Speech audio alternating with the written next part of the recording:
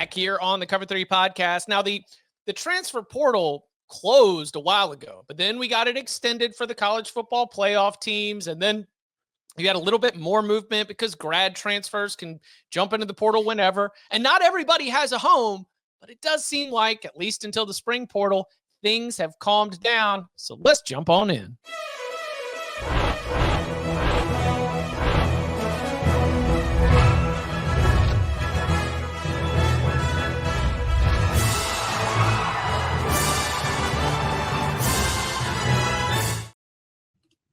Now, we've had some recommendations. We've had some meetings. So we've had a lot of discussions and reporting.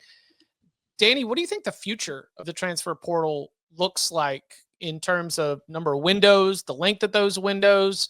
How do you see things continuing to evolve as roster management and roster building will continue to evolve here in the next couple of years? I think we're going to go to the one window that'll be as close as you possibly can to being after the season, but it'll still be during the playoffs. It'll probably be 2 to 3 weeks. And I think that's probably the way it should be. And that's what the coaches have been, they unanimously voted together, even though, we'll see what, they do with this actual rule and whether they listen to the coaches or not.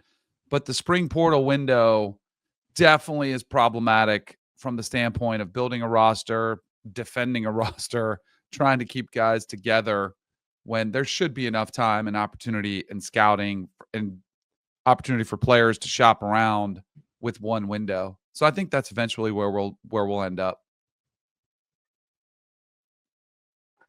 And hopefully the ideally opens up after the majority of the bowls, even though I don't know if that's going to matter that much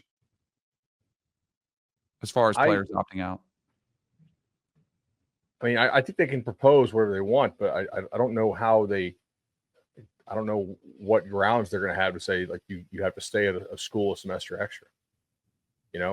I think they can propose. I think they'll get sued and they'll lose. Yeah, I think you're going to keep having 2 windows at the end of each semester is how it's going to go. Agreed. Why have any windows then? That's more likely than one, I think, at this point. The window doesn't really constrain the player. The window constrains the teams from contacting the player, allegedly, unless you're, what Wisconsin is alleging Miami did, right, with Lucas. So the winter window was already shorter than the last winter window. We went from about 35 days down to 20 days. Then this spring window is set to be about 9-10 days. And I think that it's even shaved off a little bit from what was about 15 there last year. There is always the 30-day window with the departure of a head coach for any reason. I don't think that's going to be going anywhere. I think that's probably going to remain and just sort of always be a part of our transfer portal movement that we get used to talking about college football. But I'd like it if it was just one window. Well, yeah, because it'd be easier for us. January, right? Why can't it just be January's the window? I think the transfer window should be from May through July.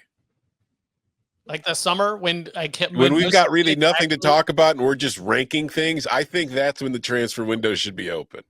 That would be ideal. Thinking of the show, I appreciate you, Tom. That's no problem. There you go. Looking out for the show. I mean, Bud, when you're talking to, obviously the coaches have made their voices heard. Are personnel guys expecting, or are personnel guys operating with this? Nope, every 6 months we're going to be back doing the same song and dance.